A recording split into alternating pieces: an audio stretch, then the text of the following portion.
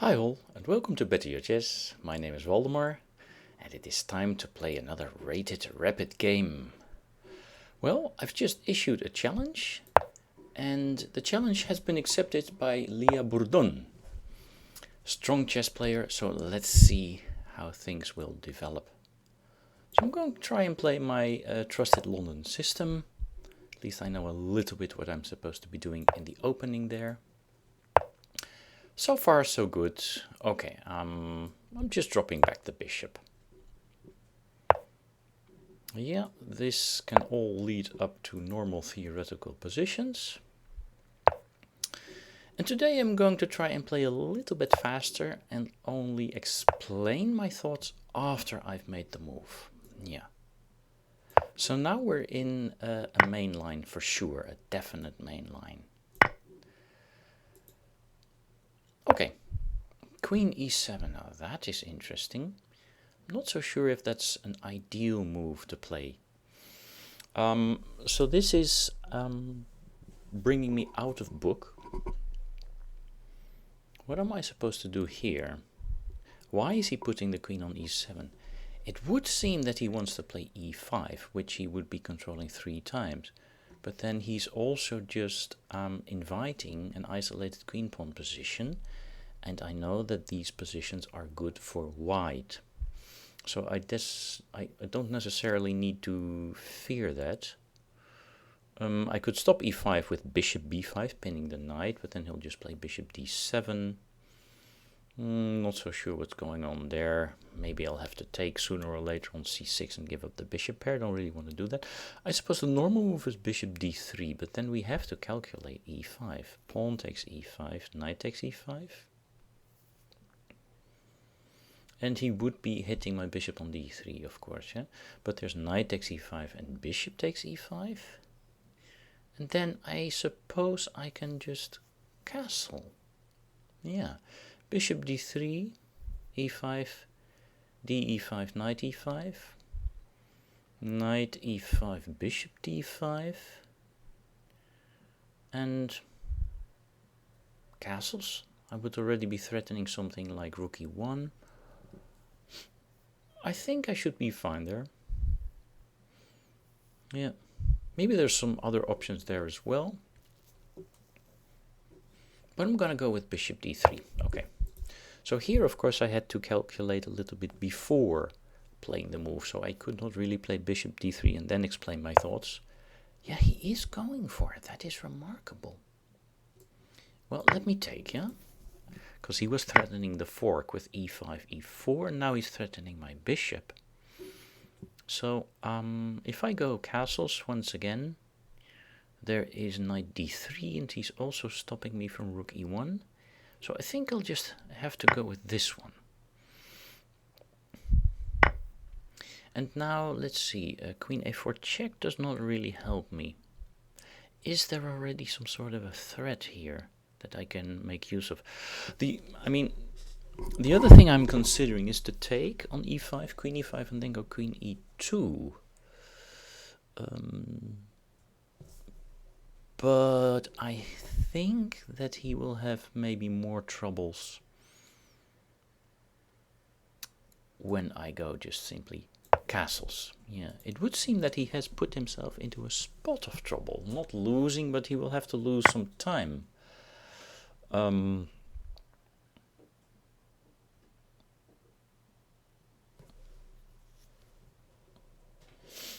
So he takes that piece. I can take that, but I can also maybe play, interestingly enough, rook e1. Rook e1. If then knight e4, I will take that piece. If he takes that, yeah, I don't think I'm going to do it. Rook e1, for instance, may lead to bishop f2 check or bishop h2 check, and then he always has this bishop e6, and he would be up a pawn, and I would be trying to play catch-up. So, okay, maybe there was something better, but h takes g is my move. Now the threat still is, I think, rook e1, and then without me having sacrificed the pawn on h2 or f2, I would be enjoying a very nice positional advantage. Yeah. The most logical move is just to play rook e1 now, and then follow it up with knight f3.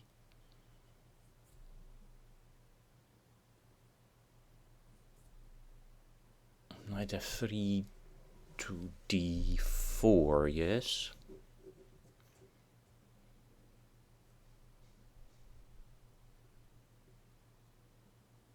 Okay, I also have to consider rook e1, queen c5, and then knight f3, maybe knight g4. It's a little bit awkward, maybe. Well, there's rook e2.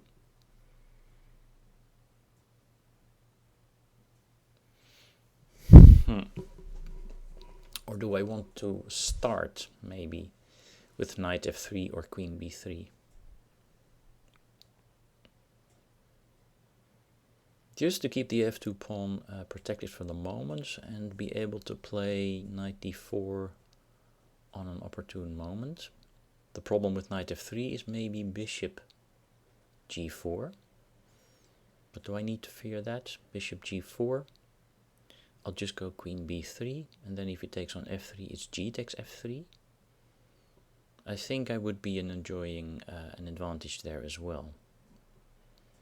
It's difficult again, huh? Rook e1, where does the queen go? Queen goes to c5. It's really quite an easy move for him to make. Yeah, the knight needs to go to d4 anyway. But what I also like about the knight on d2 is that it is protecting e4.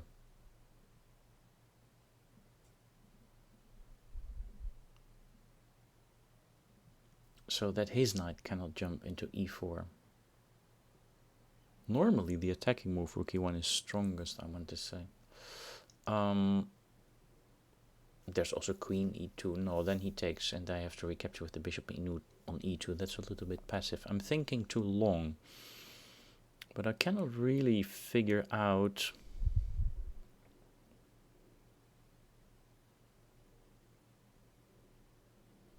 rook e1, queen c5, knight f3. Also there. Then there is no knight e4 because I could take that twice. But there is knight g4. And then it's knight rook e2.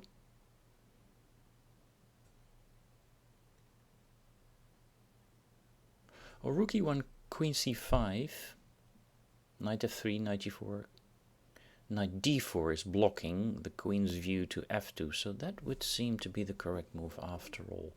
Let's go for that, rook e1, okay. He can figure out where he wants to go now.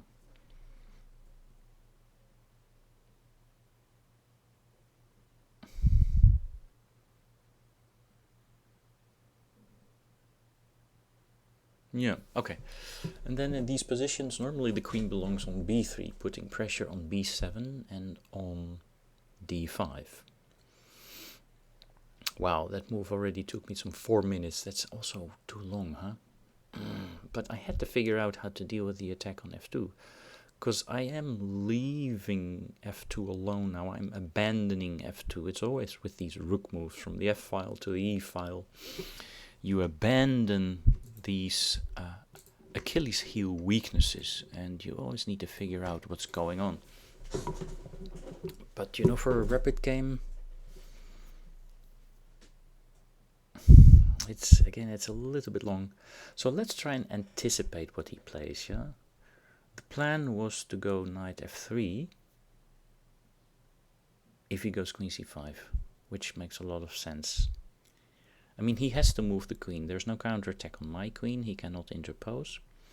Well, this is not true. There's bishop e6, but that's a passive move. You know, pinning that bishop. Self-pinning, so to say. And then I have very easy play, very easy target with knight f3, d4. Yeah, that would make play really very easy. So I'm still considering queen c5, maybe also queen d6, yeah? Knight f3, let's say after queen c5, knight f3, knight g4, knight d4. And I don't really see any trickery because I'm just too well coordinated. Yeah, he's going. Okay, so my move really is easy. Knight f3, if he now pins me with bishop g4, it's impossible because then I would take his queen. Knight d4 is coming, so that's a very easy move. And then, you know, I might also consider maybe not going queen b3, but just piling up on the e file against that bishop on e6.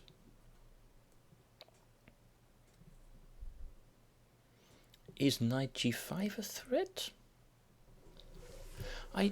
Well, okay, now he's going here. Yeah, now he's going here. But he is abandoning the bishop. He's making the bishop into a target. So, knight d4 is perfectly fine. I'm hitting the bishop now. So he has to do something there. I'm also, as mentioned before, I'm now shielding the queen's view towards f2. I like that. Knight g4 now is not possible because there's rook e6. Rook takes e6 is possible, yeah? Not knight e6, but because then again, maybe that's also possible. That's also possible because there's still king h1. Yeah.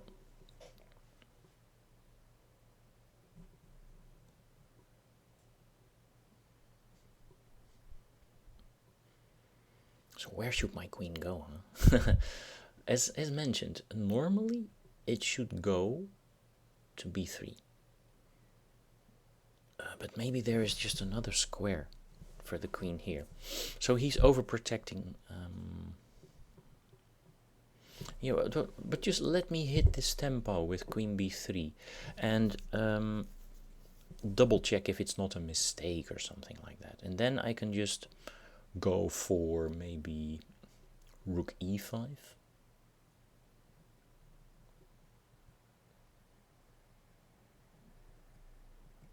Rook e2 or rook e3, stuff like that. Maybe rook e2 is very solid there. Okay, so let's just double check that queen b3 is not some sort of silly mistake.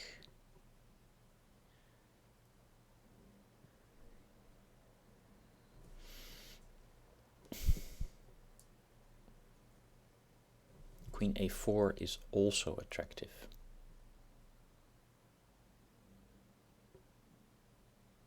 If then bishop d7, there's bishop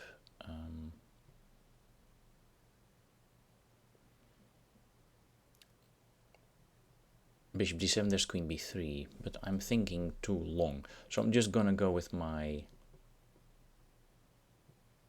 hunch. Yeah, because a7 is protected. If I would play that, I would not really be winning a tempo. Here I'm giving him something to think about, yeah? Does he want me to take on b7? Of course, there's always rook b8, you know, countering and then entering on b2. But that's why I'm probably going to play rook e2 over protecting b2. Then I have to reckon, of course, with bishop g4, and he would be maybe taking over on the e file.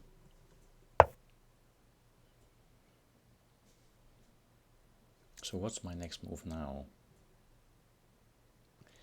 Let's not forget, maybe I could have played that one move before, but I like it now. I like it better like this. There is maybe bishop b5, hitting the rook.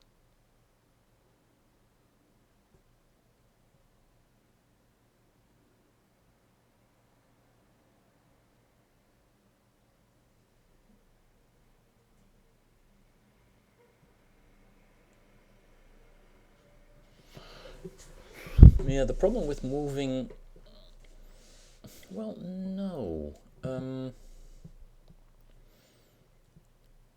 So we have to take a look at knight e6, but pawn takes, and you know my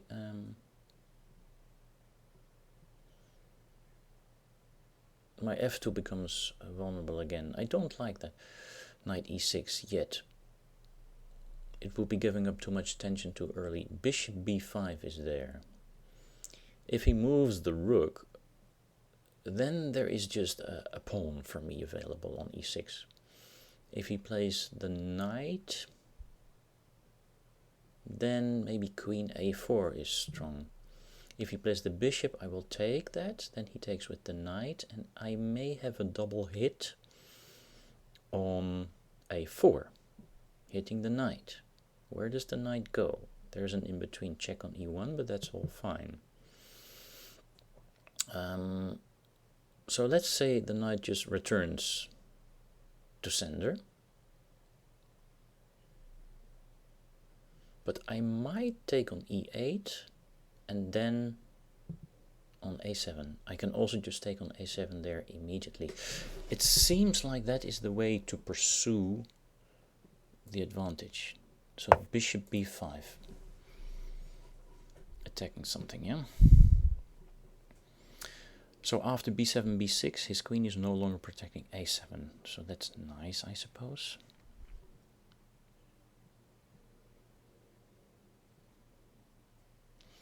Also, knight d7 would be just a blunder because of knight e6. And then I'm picking up the knight on d7. So I'm already putting lots of pressure on his pieces, yeah? Not necessarily the isolated queen pawn on d5, but his pieces for sure, yeah. But again,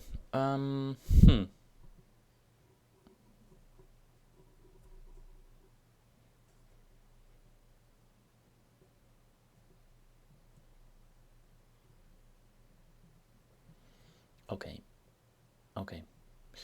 Now we should be able to double, I think, in the e-file. But knight e4 is coming, huh? It's a bit of a problem. Knight e4 is coming, yeah. Should we play f3? Again, I don't like that.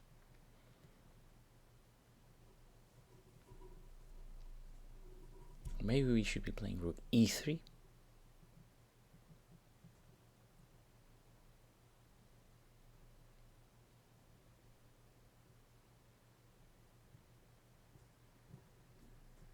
Yeah, he still is safe somehow. So it didn't really bring me anything. Is knight c6 a move? Yeah, I don't know. It just looks way too, how to say, way too speculative. I don't like that move. Rook e2. Bishop g4.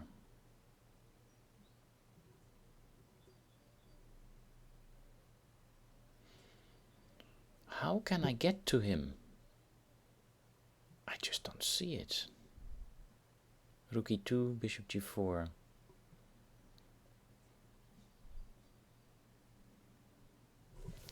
Again, that doesn't appear to be a good move.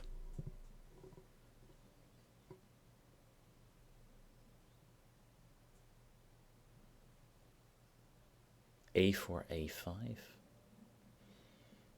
a4, a5. Again, I don't have time to play. I'm going too slow again. Again, a pity.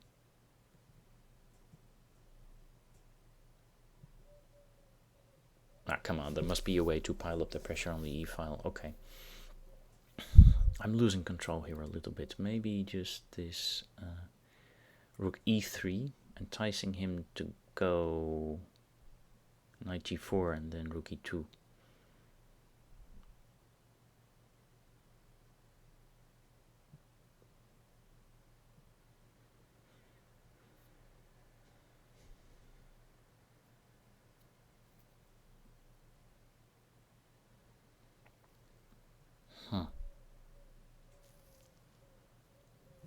It's so strange. He just seems to have everything under control and I don't have any move.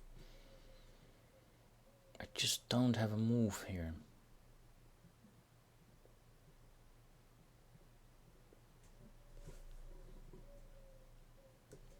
I don't like to play that rook stuff. I'm afraid I'm missing something. So let's just go with a4, a5. I have to do something. His queen is strong. Maybe I should just go... that's one of the ideas. I should just go queen a3, because the queen is the one protecting the rook. So if I can maybe somehow exchange of the queens...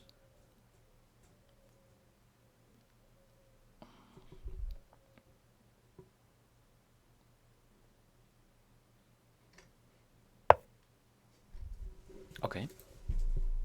That's interesting. Let me get rid of the pain. So what's he doing now? Is he... Well, caving in is not the right word, but I want to take that piece, and then either his rook will be misplaced or his knight will be misplaced.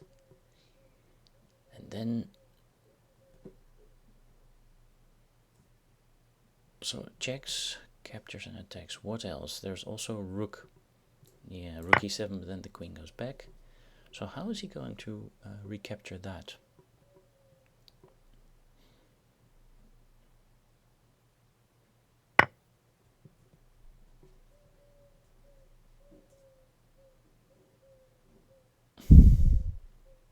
And now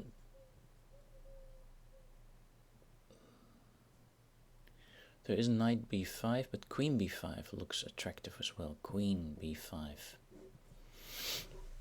I threatened to take the queen. Not necessarily. No, maybe I'm just threatening then knight c6. Yeah. Let's go with this move. It looks strong. It just looks strong. Yeah. So if he takes on e1 check, I can already play this, but probably he's not doing that, huh? Ah. Okay. Now he's threatening to do that twice. But how about...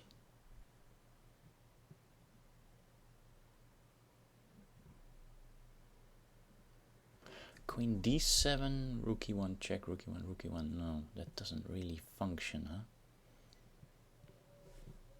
I think if I want to enjoy some advantage, it should be this move.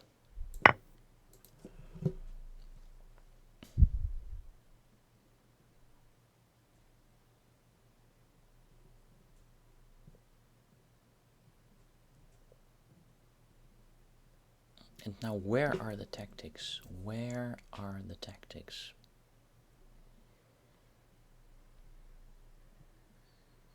Knight c6. Where does the rook go, huh?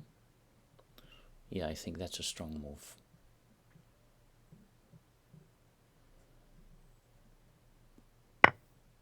Ah, okay. But now I can take on d5. That's a very good pawn. There is also knight c6, but I really like my knight on d4.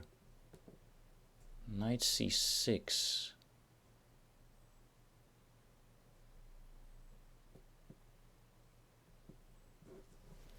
Or queen d5, I just don't know.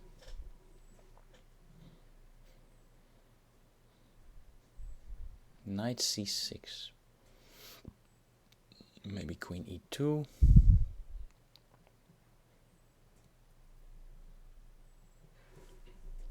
Knight c6 is a risky move to play. Queen d5 is the easier move to play. Knight c6, queen goes not to e2.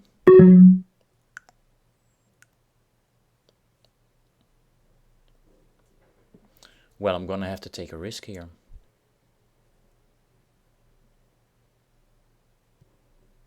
And I really don't know if it's wise what I'm doing. It's very risky. But, you know, I'm hoping to make something happen here. Maybe these time controls are not just not ideal for me.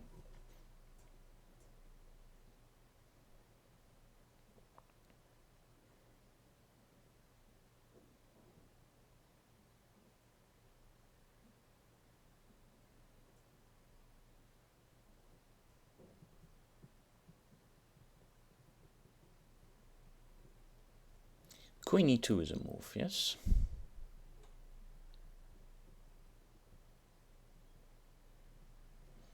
Queen e2 is a move. Get rid of the paint.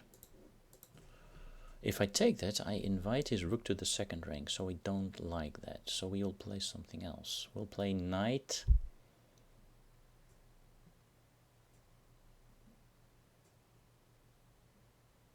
a7, and then I will be hitting his knight and rook. Yeah, I think I'll just have to go with that. I might also just...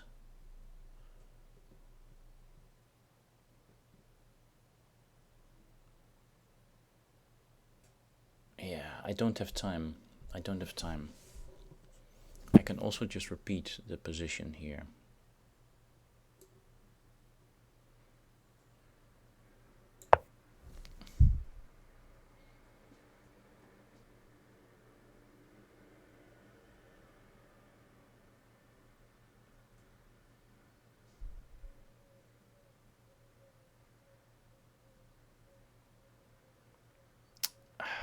It's incredible. I always lose these positions on time. Huh?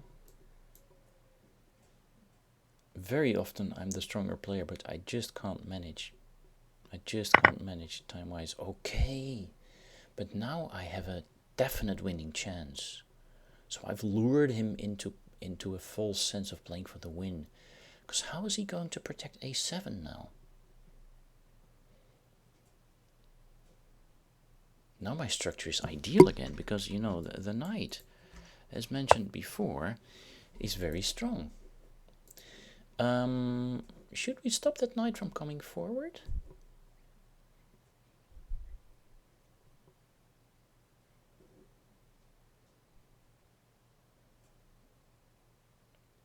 Yeah, I'm just keeping all my options open here. I'm just frustrating his counterplay. Rook a7 can still follow.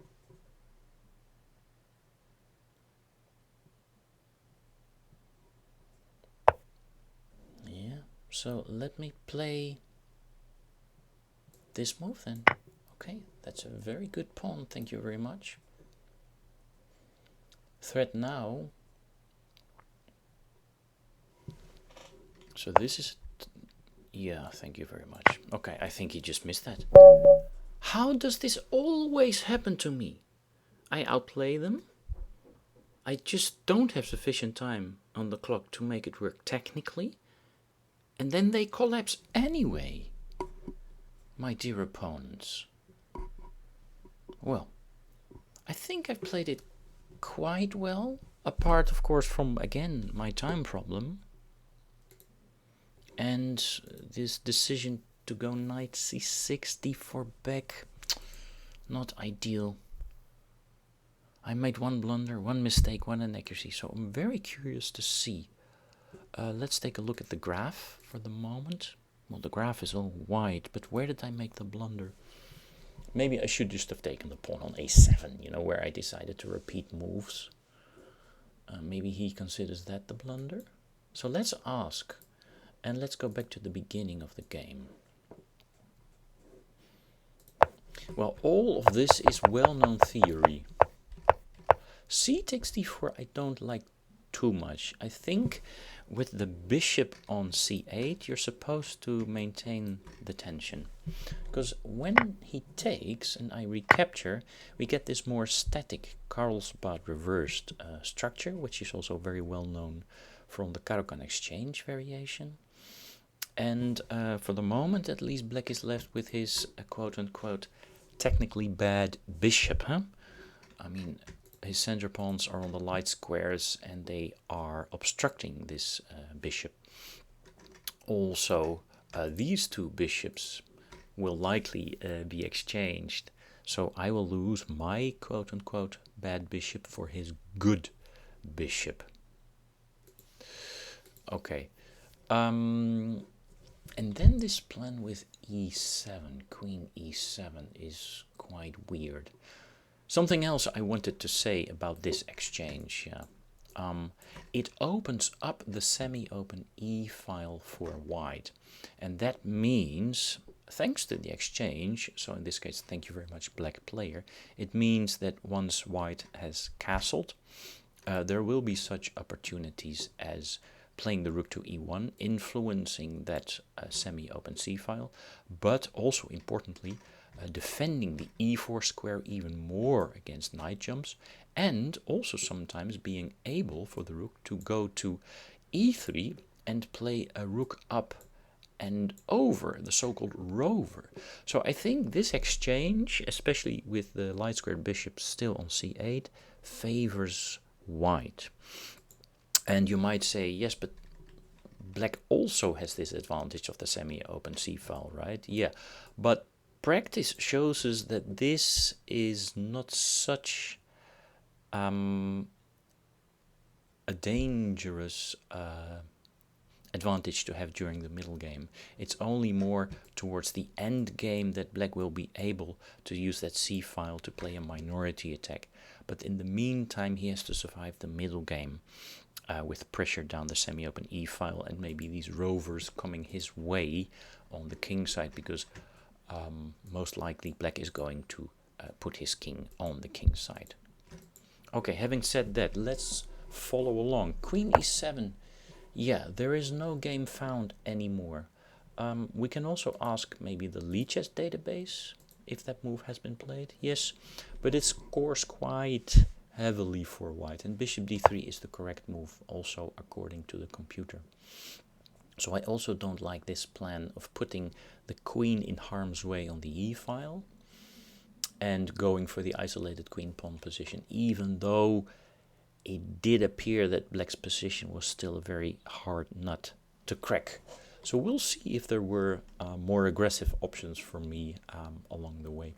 So yes, he does go with e5. I take, he takes with the knight. Yeah, so this is where I made an inaccuracy. Not a big one, but these are very interesting situations. When I take, as per the game, with the knight on e5 and he recaptures with the bishop, and I play castles, he manages to get rid of his bishop with tempo by taking on e5. Now what the computer is suggesting is that maybe I can switch that up a little bit. If not, if I don't take with the knight on e5, but with the bishop. That's very interesting. Now he has to take with the bishop, and now castles, the bishop will have to lose a tempo. And he will not lose a tempo by taking my bishop on g3, which would not make it into a tempo losing move, because he would be actually taking a piece. And here maybe white's initiative is more promising. So the computer suggests this move, and then this rook e1, and now he's already forced to put something in between, and he was not forced to do that in the game. Of course, he does maintain the bishop pair, but it's all about the temporary development advantage in the initiative here. White should use that to his advantage. So here. And now, with king and queen still being in the center, maybe giving this check. Yeah. It's impossible now for the bishop to interpose because rook e7 check. It's also impossible for the queen to interpose because bishop b5 picks up the queen. So if he doesn't want to lose castling rights, okay, let me just pause the video because there is an alarm going off. I don't know what's going on. Can I pause it? Yeah, and we're back again. Okay. Brief interruption there. So, okay. So what was I saying? Yeah, that then he has to go, if he doesn't want to lose castling rights, knight d7. And we can see that it's really becoming awkward. Okay, then white still has to find strong moves to continue, of course. But this would be a very nice way to build the initiative. So c4, for instance, let's take it further a few steps. c4 is suggested here, or queen c2, queen d4. That's already very difficult to make a decision. But let's just go with c4. That threatens to just win the pawn on d5. And yeah, if you put it on d4, it becomes really weak. I might already be able to take it immediately. And if you take, you're just inviting white pieces to jump forward. For instance, this one is nice, and e6 is starting to crack. Yeah, white will regain the bishop pair. That is to say, steal black's bishop pair and give him an isolated pawn on the e file. Okay, so that's something to remember. Anyways, I took on e5 with the knight. He recaptures like that.